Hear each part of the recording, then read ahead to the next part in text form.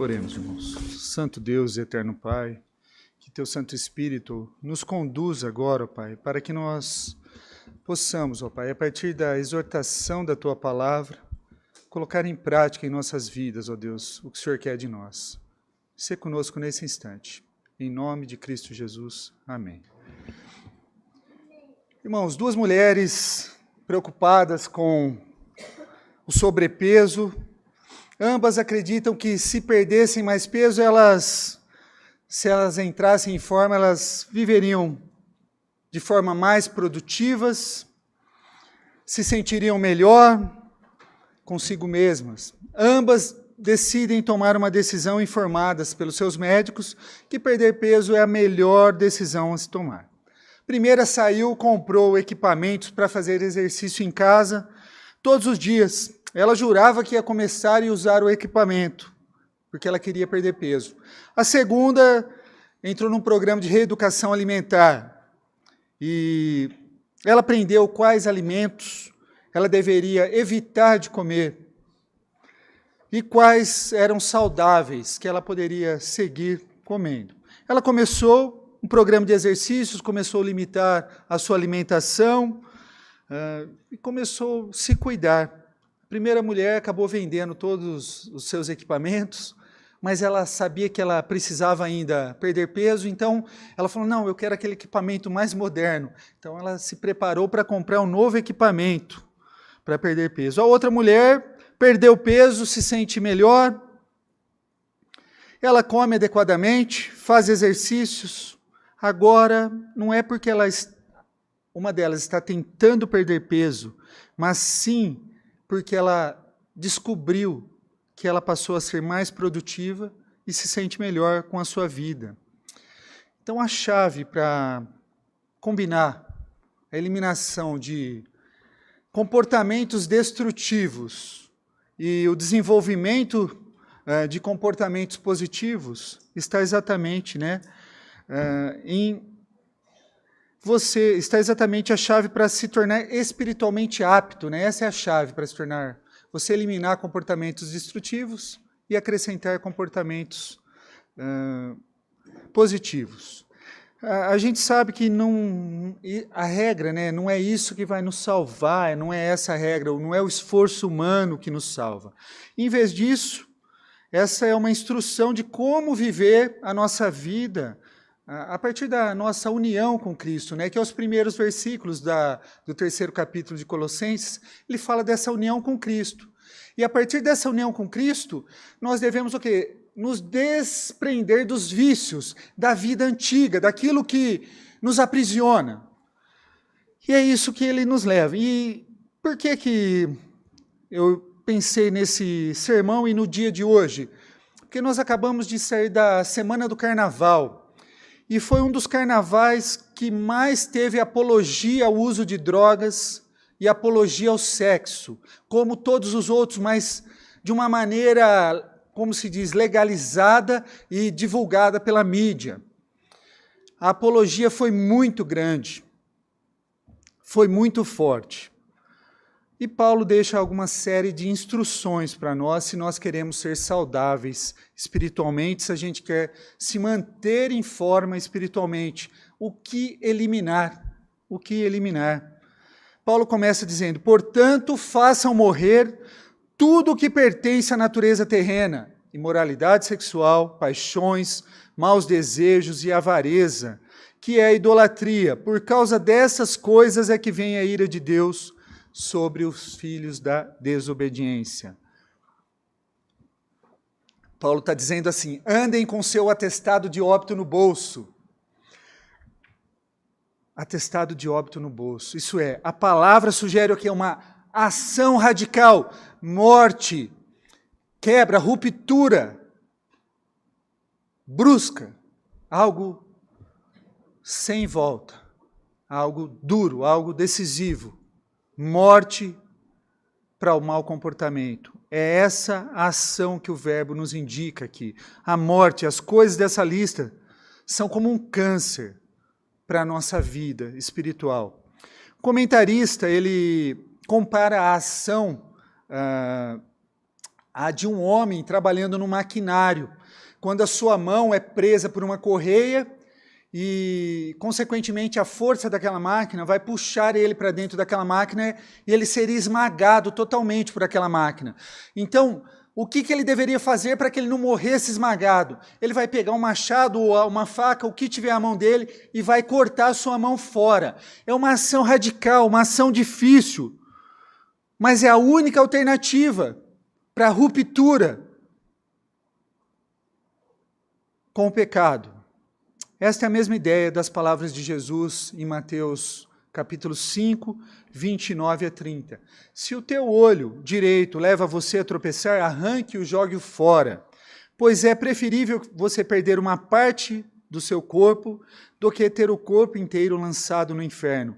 E se a sua mão direita leva você a tropeçar, corte-a e jogue-a fora, pois é preferível você perder uma parte do seu corpo do que o corpo inteiro ir para o inferno. É com essa seriedade e intensidade que nós devemos aqui abordar os problemas em nossas vidas. E isso não é tudo. O apóstolo Paulo, diz ainda que por causa dessas coisas é que vem a ira de Deus. Ele quer que tomemos o quê? Medidas rigorosas.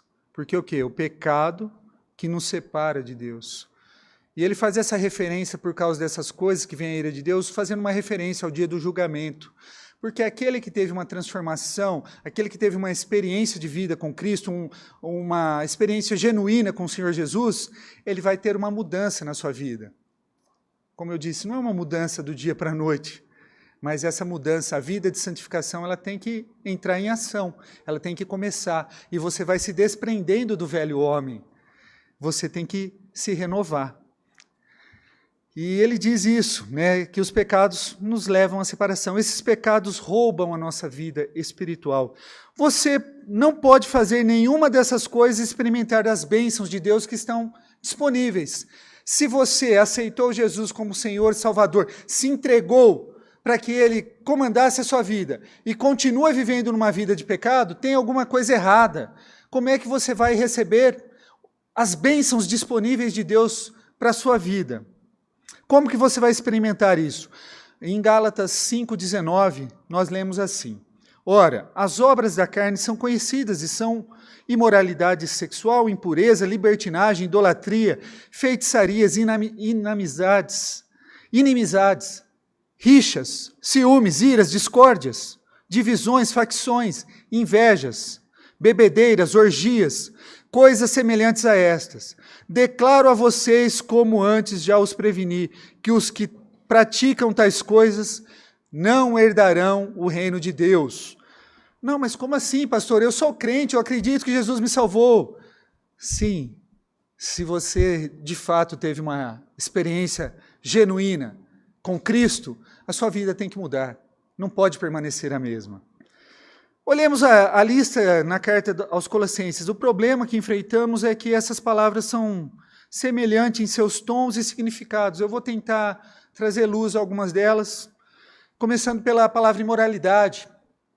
Ela é a palavra no grego porneia, que dá origem à palavra que nós conhecemos como pornografia, que muitos homens e mulheres estão clicando nos seus celulares, nos seus computadores, nos seus equipamentos. Pornografia é algo que está recorrente na vida daquele que se diz cristão, que diz que está lutando. Refere-se a qualquer relação sexual fora do casamento. Compreendo que às vezes fica uma questão sensível, o pastor falando ainda, século 21, o pastor falando de relação sexual fora do casamento, está todo mundo assim, pastor. Está todo mundo. Qualquer mensagem de pureza sexual antes do casamento, talvez algumas pessoas vão dar risada sobre isso. No entanto, a Bíblia é muito clara sobre isso. O sexo é apenas para o contexto do casamento. A sociedade pode ter mudado, a Bíblia e o nosso Deus não mudou. Então, a regra é clara. Um pastor disse que é possível que em qualquer noite, ao você assistir um programa de televisão, alguém possa ver mais imagens sensuais do que os avós viram durante toda a sua vida. Para onde quer que olhemos, a apologia para o sexo está nos filmes, está nas séries, está na TV, na internet. Estamos cercados por um comportamento imoral e por uma apologia, isso é, um incentivo a isso, como se fosse algo normal. Como se você, se não estiver fazendo, você está fora do mundo, diferente. Há incentivo para isso. Mas continua contrário aos desígnios do Senhor. Primeira carta de Paulo também à igreja de Tessalônica, no capítulo 4, versículos 3 a 7, diz assim: a vontade de Deus é que vocês vivam em santidade. Por isso, mantenham-se afastados de todo pecado sexual. Cada um deve aprender a controlar o próprio corpo e assim viver em santidade e honra. Não em paixões sensuais como os gentios que não conhecem a Deus. Nesse assunto, não prejudiquem nem enganem um irmão, pois o Senhor punirá todas essas práticas, como já o advertimos solenemente, pois Deus chamou para uma vida santa e não uma vida impura. Então você entregou sua vida para Jesus. Nós vamos ter uma classe de ensinos doutrinários que vai trabalhar justamente esse aspecto. Desenvolvei a vossa salvação com temor e tremor, porque é Deus quem efetua tanto o querer quanto o realizar. A salvação que Deus dispôs no seu coração para que você entregasse sua vida para Ele, você tem que agora desenvolvê-la. Ele te deu, vamos desenvolvê-la. Agora é a santificação. É a santificação. A palavra impureza, isso é mais amplo, né, e mais sutil do que a imoralidade. Envolve o que? A nossa imaginação, a nossa fala. Isso é o que precede a imoralidade. Imoralidade é um ato. A impureza é o pensamento. Luxúria, lascívia. Esse é um desejo ou um anseio por aquilo que é pecaminoso. Desejar outra pessoa que não é o seu cônjuge. Muitas vezes por ver pessoas como objetos de seus próprios prazer pessoal e não como pessoas. Isso dá quando marido, quando mulher estão acessando muita pornografia, o que vai acontecer? Ele vai olhar para a mulher e vai falar, nossa, perdi o desejo pela minha mulher, perdi o desejo pelo meu marido. Por quê? Porque a sua mente está contaminada com pecado. Você precisa se livrar disso, você precisa se purificar, você precisa desenvolver a sua salvação. Desejos malignos, né? A luxúria é obviamente um desejo maligno, mas estamos falando daqueles desejos que nos levam a quê? Procurar emoções maiores. Esse desejo de ser despertado que leva o quê? A compra de algo, o desejo de brincar com fogo, que leva pornografia. O desejo que leva a você a flertar com outra pessoa que não é o seu cônjuge. É o desejo de ver quão perto do precipício você pode brincar sem que você caia. Ganância é o ingrediente central da luxúria, da imoralidade. É o desejo de ter algo que outro possui. Em outras palavras, uma insatisfação com o que Deus te deu. Não estou feliz com o que Deus me deu, do jeito que Ele me fez, do jeito que as coisas estão acontecendo. Em essência, é crer que um objeto, uma experiência, a posse ou o poder trará plenitude para a sua vida. E aí você fica, né? Quando eu tiver aquela coisa, quando eu conseguir aquele cargo, quando eu conseguir aquele salário, quando eu namorar a menina dos meus sonhos, quando eu conseguir, quando você começa a colocar. E nunca você vai estar satisfeito, porque nunca vai ser preenchido algo que só Deus pode preencher. Nunca. O descontentamento leva ao pecado. Isso se torna o seu Deus, então é uma idolatria. Entenderam como funciona? Você não está contente com o seu cônjuge, então você vai e toma de outra pessoa. Você não está contente com o seu relacionamento, então você procura expandi-lo. Vamos assistir um filme pornográfico.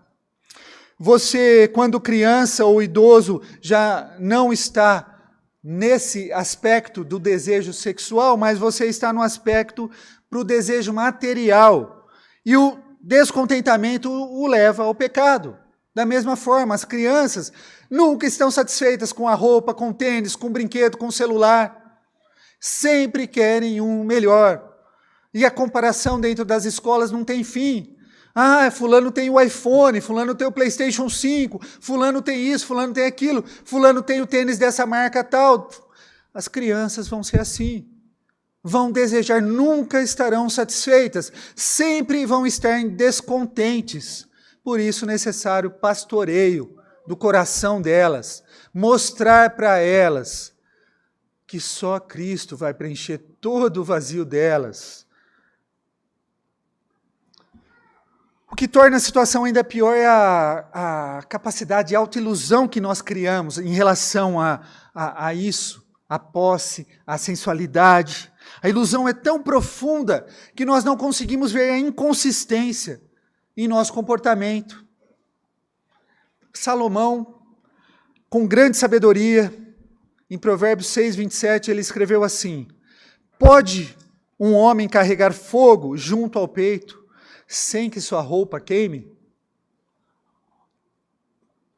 Podemos brincar com fogo junto à roupa sem que a roupa queime?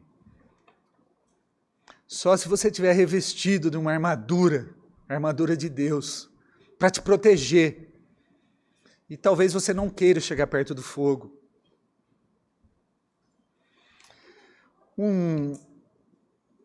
Pense nas consequências da quebra, das consequências desses pecados. Quebra de confiança no casamento, lares desfeitos, falta de interesse pelo cônjuge, relações superficiais, estupros, abortos, testemunho como cristão jogado no chão. Toda vez que brincamos com fogo, corremos o risco de nos queimar ou perder o controle do fogo e causar um incêndio. Temos que agir e agir abruptamente, cortando o que nos leva à luxúria, à lascívia, ao pecado, trabalhando duro para nos concentrarmos naquilo que é puro, naquilo que é santo. No versículo 7, o apóstolo diz assim: ora, nessas mesmas coisas que andastes vós no outro tempo, quando vivíeis nelas. Então ele está falando para quem? Para quem já entregou a sua vida por Cristo. Então ele está dando uma exortação para alguém que de fato foi transformado por Cristo. Você foi transformado por Cristo, agora você precisa de uma nova etapa. Você precisa deixar essas coisas aqui. Abandone esses pecados aqui. Vamos rumo à santificação. Rumo à santificação. Um dono de uma rede de lojas, ele se converteu, se tornou cristão, um cristão genuíno, e percebeu que em todas as suas lojas havia venda de revistas pornográficas. E imediatamente ele chamou o seu gerente e falou: olha, eu quero que você retire todo esse material das minhas lojas. É inadmissível que nós tenhamos um material como esse nas lojas. Não podemos. E o gerente falou: não, mas nós não podemos fazer isso. Nós temos uma grande fatia do nosso faturamento através desse material. Eu vou te apresentar um relatório. No dia seguinte ele chegou, apresentou um relatório e de fato havia uma parte significativa do faturamento de todas as lojas, devido à venda daquele material, devido à venda daquelas revistas. E ele entendeu, né, que quando ele pediu que Cristo assumisse a vida dele, ele não poderia viver superficialmente. Ele não poderia achar que o dinheiro ainda vai ser o que vai comandar a vida dele. Ele não poderia achar que ele tem que fazer mais do que Cristo pede para que ele fazer. Ele ordenou que todas as revistas fossem retiradas. E ele se posicionou firme como Cristo quer que nós nos mantemos. Viver e andar são quase idênticos. Mesmo assim, em certos contextos, como aqui, há uma diferença. Andar indica o quê? Comportamento. Viver à disposição. Assim também em Gálatas 5:25 diz assim: se vivemos no Espírito, andemos também no Espírito. Um exemplo bíblico que a gente nunca deve esquecer, e ele é considerado um tipo de Cristo, é José do Egito. José estava servindo Potifar, e ele era visto como um servo fiel, e portanto ele adquiriu o quê? Autoridade na casa de Potifar. E a senhora Potifar, né, a mulher de Potifar, ela cobiçou ele, cobiçou José. Ela deu sinais sutis que estava interessada nele, em um relacionamento com José. José resistiu. Um dia, no entanto, a mulher de Potifar se jogou, se atirou a José. O que José poderia ter feito? Quer saber? Ninguém vai ver mesmo? Qual o problema, né? Ninguém está vendo. Mas não foi o que José fez. Ele sabia que Deus havia colocado ele ali. Ele sabia que Deus estava vendo o que ele estava fazendo. Ele fugiu, ele correu. Seu chefe confiava nele. Deus. Ele temia Deus. E ele fugiu, ele correu. A desprezada mulher de Potifar inventou histórias. José foi acusado de algo que ele não fez, mas ele permaneceu puro, a sua integridade não foi violada. José sempre será um exemplo para nós, como eu disse. Quando esses pensamentos, sentimentos e morais vêm à nossa vida, nós devemos correr, devemos fugir deles. Quando a tentação aparecer, nós temos que fugir. Isso também significa que nós devemos desligar a televisão, isso significa que nós devemos desinstalar aqueles aplicativos do nosso celular. Eu estou falando do Instagram, do Facebook, daquilo que está te levando a ver. Você acha que pornografia é só ver mulher sem roupa? Não. Quando você está ali, olhando mulher de biquíni, vocês adolescentes, principalmente, se isso está te fazendo pecar, desinstale o aplicativo do seu celular. Tira isso da sua frente. Busque a Deus. Corra. Ore. Vai ler a Bíblia. Fuja. Fuja daquilo que te faz pecar.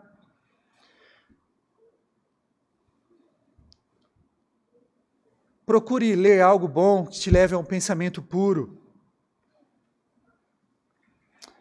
O que nós devemos? Paulo continua, ele não terminou essa lista, ele continua listando outras coisas das quais nós devemos nos livrar. Ira, indignação, maldade, maledicência, linguagem obscena. A linguagem obscena é algo que parece que demora para sair, um xingamento, às vezes entre um casal, entre adolescentes, de repente você escuta uma palavra torpe, aquelas palavras que Deus falou para a gente tirar da nossa vida. Não saia da vossa boca nenhuma palavra torpe, tira ela da sua vida. As palavras que saiam da nossa boca sejam palavras que transmitam graças aos outros.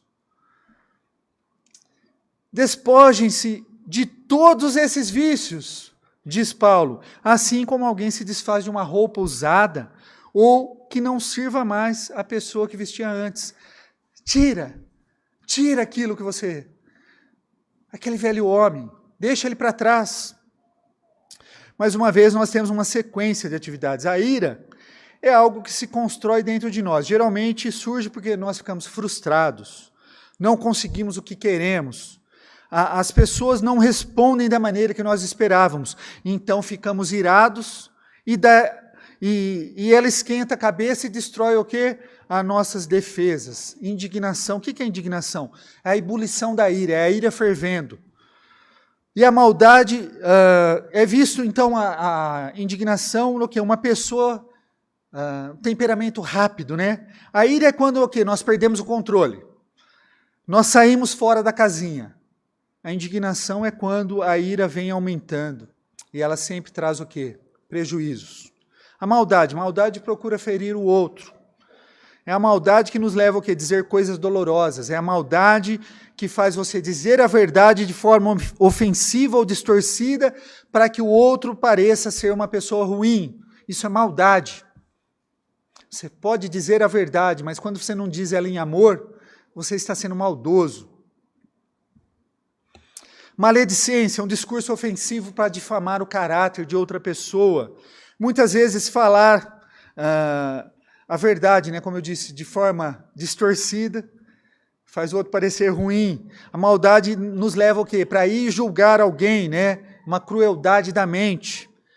Quando a ira controla uma pessoa, o que acontece? Muitas vezes ela vai falar de forma obscena, ela perde o controle da sua língua. Tudo isso, muitas vezes parece acontecer em questão de segundos. Quer ver um exemplo? Alguém te fecha no trânsito. Aí você deita na buzina, né? Você buzina, fica extremamente irado. Você já faz uma conclusão na sua cabeça que aquele cara quis te fechar. Ele fez um complô contra você. Ele fez aquilo para irritar você. Aí você fala, vai com Deus, abençoado, né? Você tece um elogio para ele. Você vai e diz um elogio para ele. Você faz um gesto delicado para ele. Obrigado, porque você fechou. Você fica fora da casinha. Você perde o controle no trânsito. E quando não, você vai tentar alcançar para o quê? Para dizer, né, Deus te abençoe. Você vai lá, você vai tentar alcançar, vai acelerar seu carro para chegar e dizer palavras carinhosas lá para ele que fechou você no trânsito. Que pode virar uma tragédia nos dias de hoje. A gente não sabe quem está na rua, como a pessoa está, o temperamento dela, se ela está armada ou não. Se você não sabe nem se ela é apenas uma pessoa desatenciosa ou simplesmente ela não te viu distraída no trânsito, né, voando, preocupada com outras coisas, simplesmente te fechou. Tome cuidado, irmãos. Tome cuidado. A ira é uma emoção perigosa. Quando a ira cresce, coisas ruins acontecem. Quando a ira cresce, coisas ruins acontecem. Crianças são abusadas. Vidas são destruídas, pessoas são feridas, mortas, palavras ofensivas vão e machucam e não voltam atrás. Elas nunca curam. Os relacionamentos são quebrados. Um momento de ira pode o quê? Pode destruir o que levou uma vida inteira para construir. Eu lembrei estudando esse texto, eu lembrei da história do goleiro Bruno do Flamengo, quando ele fez a festa no sítio, e do caso da Elísia Samúdio, lá faz uns 13 anos, mais ou menos, e acharam o corpo dela. Um deles entregou certinho onde estava o corpo dela, enterrado. E alguém que tinha uma carreira promissora, tinha construído toda uma vida. Um momento de ira, de descontrole, acabou com a vida dele e de muitas pessoas que dependiam dele, estavam em volta dele. Então, um momento de ira pode destruir o que levou uma vida inteira para ser construído. Se você é irado, pergunte para si mesmo, por que eu estou irado? Por que eu estou com raiva? Será que é porque eu estou com medo? Estou machucado? Fui frustrado? Identifique qual é o seu problema real e você vai poder lidar com o seu problema em vez de atacar. Por exemplo, seu cônjuge, né, tem o horário certinho para chegar em casa e naquele dia não chegou. Aí, mulheres, como todas são, aconteceu alguma coisa. Uma tragédia. Ele nunca chega atrasado. Daqui a pouco vai vir alguém, o telefone vai tocar com más notícias. Aí, de repente, ele chega. Aí, o que acontece quando ele chega? Você, em vez de, nossa, graças a Deus que ele chegou, eu estava tão preocupado. Não, vai lá e, abençoado, por que você chegou agora? Você vai e diz isso para ele. Você briga, ao invés de você, com alegria, recebê-lo. Agora, o verdadeiro problema, o que é? O medo seu, do seu marido nunca mais voltar para casa, dele não retornar. Esse é o problema que fez você ficar irada, brigar com ele, ao invés de cuidar. Aprenda a lidar com seus problemas. Aprenda a identificar aquilo que te leva à ira. Você vai fazer algum reparo na sua casa, no seu carro, de repente lá, aquele parafuso não sai, né? Aí de repente você vai forçar um pouquinho, aí você machuca. Aí de repente você pega um martelo, a chave, o que você estiver usando, a ferramenta, o alicate, joga lá do outro lado, né? Porque você está feliz. Porque você se machucou. Por que você está com raiva? Por que você está frustrado? As coisas não estão indo como você queria, né? Frustração vem quando as pessoas não reagem como queremos que elas ajam, ou quando as coisas não acontecem como nós esperamos. Vem quando as circunstâncias não permitem que você faça o que você queria fazer. Nós precisamos lidar com as nossas frustrações antes que elas se transformem em raiva. Precisamos identificar isso. Resolva o seu problema o mais rápido possível. Lembre-se de que o julgamento é trabalho de Deus, não é seu. Quando você começa, então, uma dieta, não é suficiente saber quais alimentos você não pode comer. Paulo diz o quê? Fique longe disso, da imoralidade, da impureza, da luxúria, dos desejos, da ganância, da ira, da indignação, da maldade, da maledicência, da linguagem obscena. Nossa, pastor, como que eu vou obter controle sobre todas essas coisas? Queridos, eu gostaria de dizer, eu venci todas essas. Eu sou um santo, mas não, eu não posso. Algumas dessas áreas eu continuo lutando também, como você deve fazer, lutar contra elas. À medida que eu me aproximo de Jesus, que é a luz do mundo, eu enxergo quão pecador eu sou. Eu vejo mais. Quanto mais eu me aproximo, eu vejo quão pecador eu sou. Quão ruim eu sou. Ora, esse novo homem é uma entidade em progressivo desenvolvimento em cada crente. Então, diante do texto que nós lemos hoje, o que nós devemos fazer? Cultive um amor profundo pelo Senhor. Cultive na sua devocional. Quando você cultiva o seu pensamento para o Senhor, ele não vai estar disponível para as coisas erradas. O tempo diário com o Senhor nos protege do pecado, nos alerta para a tentação e continua a nos desenvolver na nossa santificação, na nossa nova vida em Cristo. Admita a luta. Muitas vezes tem alguns pecados que você não vai conseguir sozinhos. Peça ajuda da sua esposa, peça ajuda de alguém mais velho, tenha alguém de confiança com quem você possa abrir o seu coração e desabafar para que ele ore junto com você, para que vocês coloquem o pecado e lutem contra ele. Tenha alguém de confiança. Em Cristo, nós morremos para as coisas antigas e estamos livres para algo muito melhor. Temos Cristo em nós. Sempre que nos envolvemos nessas atividades, o que nós estamos fazendo? Manchando o nome de Cristo. Por quê? Porque nós representamos a Cristo. Fique atento aos sinais de alerta. Quando seu pensamento estiver indo para algo impuro, desconecte-se. Leia algo que é bom, leia a Bíblia. Há muita coisa em jogo, irmãos. Quando você olhar para a grama do outro e falar, puxa vida, a grama do meu vizinho é mais verde. É muito mais bonita que a minha. Identifique que você está descontente com aquilo que Deus te deu. Identifique sua ganância, o seu pecado de idolatria. E quando a ira começar a brotar dentro de você, pergunta, por que eu estou com raiva mesmo? Por que eu estou irado? Nós queremos o quê? Ser espiritualmente saudáveis. Seria bom se tivesse lá uma pílula, né? Opa, agora eu estou santo, hein? Agora eu estou mais santo que ontem. Mas não tem, gente. Agora, né, emagreci. Não tem. Tá? Eu acho que pílula para emagrecer até tem algumas coisas aí, né? Mas para ser santo não tem, não. Não tem. Seria bom se você pudesse fazer isso. Mas não existe. Nós nos tornamos saudáveis física e espiritualmente o quê? Eliminando aquilo que é prejudicial e cultivando aquilo que é útil. Não é fácil, irmãos, mas é o único caminho. Que o Espírito Santo nos dê graça para quê? Para que nós vivemos uma vida que honre a Deus e reflita a imagem de Cristo para os outros.